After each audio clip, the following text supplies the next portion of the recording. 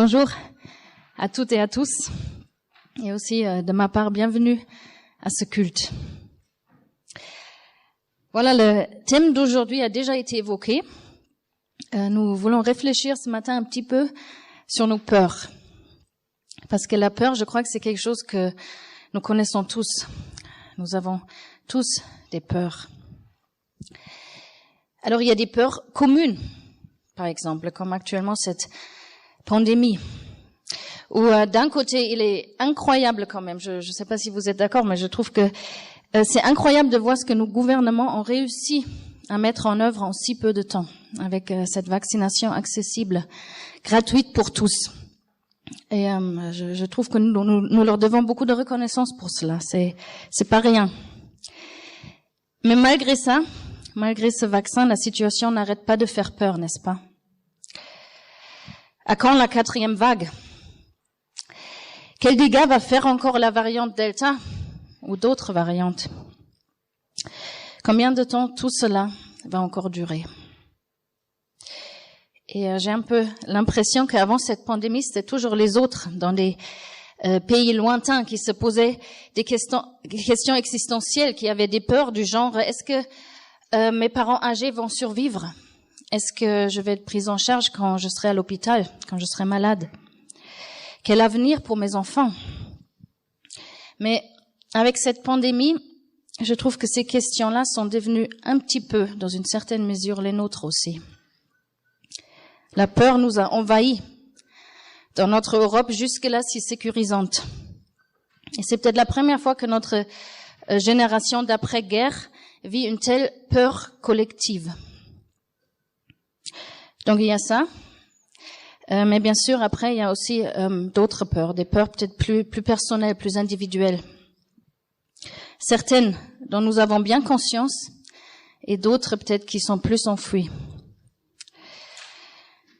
Toi, ce sont quoi tes peurs à toi? Est-ce que ce sont des peurs qui te concernent plutôt toi-même? Peut-être ton avenir, ta foi, ton développement, ta santé, ou plutôt tes proches, leur avenir, leur foi, leur développement, leur santé, ou bien ce monde autour de nous? Quelle est ta peur? Si vous voulez, réfléchissez un peu à cette question-là, même peut-être formulez-le dans votre tête. Je vous laisse quelques secondes pour ça.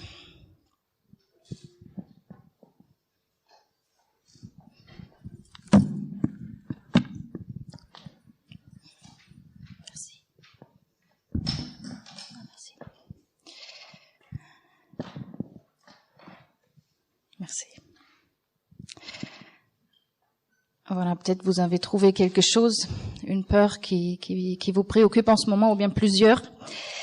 Et voilà, donc notre question est aujourd'hui: que faire alors pour nous débarrasser de ces peurs? Puisqu'en tant que chrétiens, nous sommes appelés à ne pas avoir peur, n'est-ce pas? Comment faire alors? Comment vivre libre de toute peur? Et sur cela, j'aimerais partager avec vous un petit texte que j'aime beaucoup et qui, à première vue, ne semble peut-être pas parler des peurs, mais si, en fait, quand on regarde de plus près, ça parle beaucoup de nos peurs. Et c'est Luc 13, les versets 31 à 34. Luc 13, 31 à 34. À ce moment même, quelques pharisiens vinrent dire à Jésus: « Va-t'en, pars d'ici, car Hérode veut te tuer. » Il leur dit: « Allez dire à ce renard: je chasse des démons et j'accomplis des guérisons aujourd'hui et demain. Le 3e jour, j'en aurai fini. Mais il faut que je poursuive ma route aujourd'hui, demain et le jour suivant, car il n'est pas possible qu'on fasse périr un prophète hors de Jérusalem. Jérusalem, Jérusalem, toi qui tues les prophètes et qui lapides ceux qui te sont envoyés. Combien de fois j'ai voulu rassembler tes enfants comme une poule rassemble sa cuvée sous ses ailes, mais vous ne l'avez pas voulu. » Qui parmi vous connaît les Simpsons? C'est bien. Parce que il y a dans cette série un personnage peut-être un peu moins connu, mais un personnage qui s'appelle Troy McClure. Troy McClure, c'est quelqu'un qui anime des émissions de télé qui donne un peu des conseils de vie. Et une de ces émissions a pour but de redonner la confiance en soi à ses participants. Et cette émission porte le nom Get Confident, Stupid. En français, veuillez excuser mon langage, hein, c'est juste la culture générale que je cite. Donc en français, ça serait peut-être « Aie confiance en toi, imbécile ». Donc un titre, vous l'avez compris, qui n'aide pas forcément à avoir plus de confiance en soi, au contraire. Get confident, stupid. Pourquoi je raconte ça? Parce que je trouve que des fois, ça fait un petit peu le même effet quand Jésus dit « N'ayez pas peur ». N'ayez pas peur, homme de peu de foi. Les disciples, par exemple, sont en pleine tempête. Ils ont une réelle peur de mourir. Et Jésus dit « Homme de peu de foi, pourquoi vous avez peur comme ça ?» Je dirais que c'est pas forcément le plus empathique qu'on peut être en termes de relation d'aide. Parce qu'il faut le dire, rarement on arrête d'une seconde à l'autre d'avoir peur juste parce que quelqu'un nous dit « mais n'aie pas peur ». Pareil, jamais quelqu'un s'est calmé dans une dispute, par exemple, juste parce qu'on lui dit « mais calme-toi ». Au contraire, ça fait souvent l'effet inverse. Moi, en tout cas, je continue à avoir peur. Pas toujours, mais des fois j'ai peur que moi ou un de mes proches attrape une maladie. J'ai peur que cette pandémie nous accompagne encore de longues années avec toutes les conséquences sociales et psychiques, par exemple, qui en résultent. J'ai peur du changement climatique, j'ai peur que les populistes viennent au pouvoir, et j'ai peur des araignées. Et tout cela, malgré le fait que les mots « n'ayez pas peur » reviennent plus de 100 fois dans la Bible. Voilà. Mais venons-en à notre texte. Alors, qu'est-ce qui se passe? Il y a des pharisiens qui viennent vers Jésus et l'avertissent. On retient, les pharisiens ne sont pas toujours méchants. Alors, ils lui disent de partir au plus vite parce que le roi Hérode veut le tuer. Et ce même Hérode venait de couper la tête à son cousin, Jean-Baptiste. Et donc c'est vraiment du sérieux là pour Jésus. C'est-à-dire, contrairement à ma peur des araignées, il s'agit d'une vraie menace. Et la réaction de Jésus est une fois de plus incroyable. Alors il dit, Hérode veut me tuer, eh bien, allez dire à ce renard. Désolé Hérode, mais là, non. Je suis occupée. Attendez voir, et puis il sort son agenda. Non, aujourd'hui je peux pas, je dois chasser des démons, guérir des malades, demain aussi. Après-demain, Jérusalem, non, j'ai vraiment pas le temps là. Je sais pas si Jésus avait peur, mais en tout cas, il reste vraiment cool. Est-ce que cela nous aide, nous, à nous libérer de nos peurs? Est-ce que cela nous aide de nous dire, mais regardons Jésus, comme il n'a pas du tout peur, comme il est courageux, et devenons tous comme lui? Je ne crois pas. Parce qu'honnêtement, moi, je ne serai jamais comme Jésus. Et toi, certainement non plus. Nous devons chercher à lui ressembler. Nous y travaillons et Dieu est avec nous. Mais je ne pense pas que la phrase « Allez, deviens comme Jésus, libère-toi de toute peur » va réellement et à long terme nous libérer de nos peurs. Mais peut-être que ce n'est pas grave. C'est pas grave parce que c'est pas là le message de l'histoire. Je pense que le message de l'histoire pour nous se trouve plutôt dans sa deuxième partie. Dans la partie où Jésus compare Hérode à un renard et lui-même à une poule. Le renard et la poule. Méditons un instant cette belle image de la poule et ses petits. La mère poule qui rassemble ses petits poussins désorientés, maladroits, sans défense, et qui les entoure de sa chaleur, de sa présence, jusqu'à ce qu'ils soient tous en sécurité sous son corps, sous ses ailes, bien au chaud, là où ils se sentent bien, là où ils appartiennent. Moi, quand j'ai peur, j'ai plutôt envie de me retrouver dans cette partie du texte. Et vous? Je pense que vous le savez, on peut lire les textes bibliques de façon différente. Ici, à mon avis, il y a deux possibilités. Alors, nous pouvons soit nous identifier à Jésus et dire, allez, devenons comme lui, courageux, sans crainte. Donc, soyons cette poule qui, face au renard qui la menace, tient debout et abrite même ses petits, donc encore des plus faibles, sous ses ailes. C'est ça qu'on est appelé à faire aussi, d'être comme Jésus, d'être cette poule. Ou bien, nous laissons Jésus être la poule et nous nous identifions aux poussins, à ces petits êtres fragiles, sans défense, qui sont tellement dépendants de leur mère. Je pense que c'est plutôt ça notre réalité, non? Et je pense que c'est ça aussi que le texte veut nous dire, qu'il y a cette poule qui tend ses ailes pour nous rassembler. Nous rassembler quand nous sommes remplis de peur face aux renards de ce monde. Oui, des fois notre Dieu est comme le papa aigle, nous en avons parlé, qui pousse ses petits au bord du nid pour qu'ils apprennent à voler. Mais d'autres fois, il est comme la maman poule, qui nous couvre de ses ailes pour nous abriter. Alors, qu'est-ce que ça veut dire concrètement? Qu'est-ce que ça veut dire concrètement en temps de pandémie et face à tout ce qui nous fait peur? Est-ce que ça veut dire que nous sommes en sécurité absolue sous les ailes de Jésus? Que rien ne peut nous arriver? Non, malheureusement.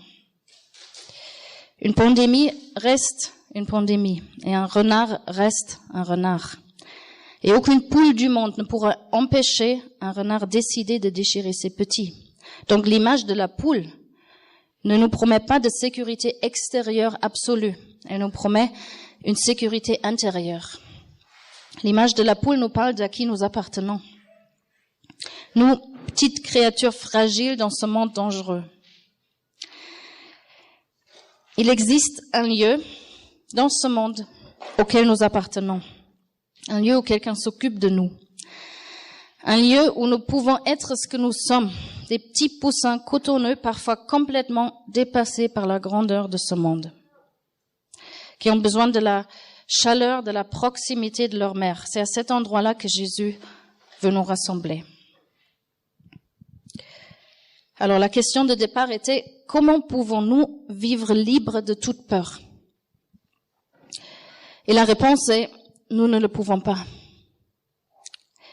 Il n'y a pas de vie sans peur. Heureusement, parce que la peur, et là je ne vous apprends rien, la peur, c'est connu, c'est un mécanisme de protection aussi. Si par exemple quelqu'un vient à ta porte et te menace avec un fusil à pompe et te dit ton dernière heure a sonné, mon vieux, tu as peur. Tu vas avoir très peur. Pourquoi? Pour une bonne raison. La peur peut nous sauver la vie. Je pense même, sans elle, on serait mort depuis longtemps. Si on n'avait pas peur des voitures ou des dangers de ce monde. Voilà, donc la peur fait partie de la vie, mais malgré ça, il y a toujours des voix chrétiennes qui nous disent, en tant que chrétien, tu ne devrais pas avoir peur. La peur est le contraire de la foi. Allez, rejette toutes tes peurs, chasse-les par la prière, par des louanges. Et personnellement, excusez-moi l'expression, mais je trouve que c'est du n'importe quoi. Parce que, en tout cas moi, je pense que nous pouvons qu'échouer face à cette exigence-là, de vivre sans peur. Et surtout parce qu'il est connu aussi que combien c'est important de ressentir ces peurs, de savoir les nommer, de les connaître déjà, pour ensuite les surmonter. La peur n'est donc pas un péché en soi. Jésus lui-même a eu peur. Nous le savons, il a tremblé de peur avant sa mort. Pourtant, il était sans péché. Vous voyez? Et jamais Jésus n'a cherché à nous enlever toutes nos peurs. Son objectif pour nous, c'est plutôt que nos peurs ne nous paralysent pas, qu'elles ne dominent pas sur notre vie, que nous apprenions à les gérer, nos peurs, d'une bonne façon. Et le meilleur endroit pour cela, c'est sous les ailes de maman poule, où nous savons, c'est ici ma place. Ici, quelqu'un s'occupe de moi. Ici, quelqu'un s'occupe de moi qui est plus grand que tout ça, qui connaissent ce monde mieux que moi.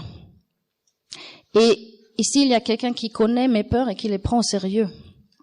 Parce que on en a besoin de ça. C'est comme un enfant qui a peur de la nuit, par exemple, des monstres ou je sais pas. Ça n'aide pas forcément de lui dire vite fait, mais c'est bête, ça n'existe pas, n'aie pas peur. Mais on va essayer d'en parler avec lui, de savoir peut-être d'où ça vient, ce qu'on peut faire. Et c'est ça que Jésus fait avec nous. Il prend nos peurs au sérieux, même si elles sont irrationnelles. Et ensuite, une fois que nos peurs ont trouvé leur place sous les ailes de Jésus, ensuite nous pouvons essayer de devenir un peu plus comme lui.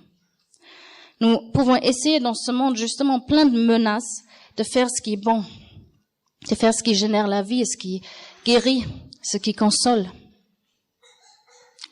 C'est ça que Jésus fait, non? Peut-être a-t-il peur d'Hérode, je sais pas. Peut-être il n'a pas peur. Mais face à cette menace, face à Hérode, il réagit avec amour. Il dit, Hérode, oui, tu es un renard qui me menace, mais tu ne m'empêcheras pas d'accomplir ma mission, de chasser des démons, de guérir les malades et de rassembler mes poussins. Alors c'est peut-être ça que nous pouvons dire, nous aussi, à nos peurs. Oui, vous êtes là. Vous le serez peut-être toujours. Vous me menacez, mais vous ne m'empêcherez pas d'accomplir ma mission, de faire ce que je suis appelée à faire dans ce monde.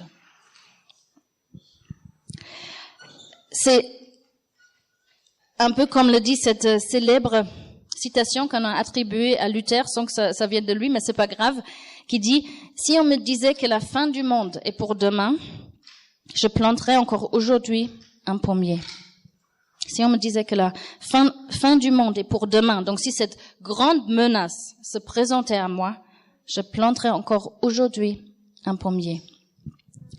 Et Jésus, il le dirait peut-être comme ça, si on me disait qu'Hérode veut me tuer, je chasserais encore aujourd'hui, demain et après-demain des démons, je guérirais les malades et j'irais rassembler mes poussins. Et toi? Et nous, on dirait quoi? Quels sont les renards, les menaces qui se présentent à nous? Et quel est le pommier que nous voulons planter face à ces menaces? Alors pour finir, je crois que c'est ça que Jésus veut dire quand il dit « N'ayez pas peur ». La peur fait partie de la vie, mais ne vous laissez pas dominer par elle. Ne vous laissez pas dominer par la pandémie, par tous ces renards qui rôdent et qui essayent de vous détourner de ce que vous êtes appelés à faire. Peut-être au travail, dans votre famille, à l'église, parmi vos amis. Pas parce que vous êtes si bien et que vous vivez sans aucune peur, ça n'existe pas. Mais parce que vous êtes des petits poussins mignons qui savent à qui ils appartiennent, qui savent où ils peuvent trouver refuge et qui savent à qui ils ont confié leur vie. Alors, la peur ne disparaîtra pas de ce monde. Mais je nous invite tous, si peut-être dans les jours, dans les semaines qui viennent, la peur vient nous saisir de trop près, disons-lui avec force, hey, on garde les distanciations, recule, au moins d'1 mètre. Amen.